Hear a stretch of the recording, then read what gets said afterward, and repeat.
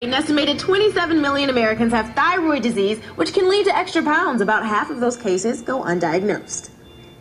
Chris Chafin's life was breezing along. She raised 2 great kids, and over the years, she never gained any weight.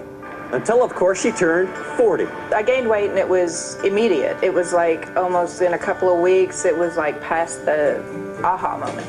Like, what happened? Chris was eating healthy meals and exercising a lot. And in a little more than a year, she gained about 50 pounds. I wasn't eating any different.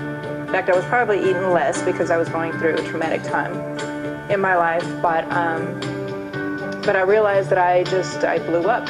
It took a stroke of luck for her to actually learn why. She went into the doctor with a sore throat, and that doctor told her that she actually had a lump on her throat, which turned out to be a tumor on her thyroid.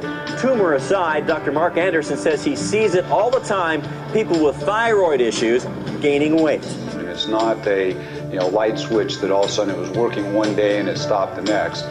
So it's a slow decline, and then over time they put a couple pounds on here, a couple pounds on there, and within a year or two they've gained that 15 or 20, and they'll tell you nothing's changed. Dr. Anderson says a simple blood test can diagnose a thyroid issue, and medicine can actually fix the problem. But the weight, it won't come off easily. It will happen at about the same rate as it would if you were trying to lose weight. So if you put them in a caloric deficit situation, they'll drop. Because of the tumor, Chris had her thyroid removed, and after more than a year of medicine, exercise, and eating right, she's lost the weight. And the reason Chris gained all that weight wasn't even her fault. It made me feel a little better that I at least had an excuse or a reason why.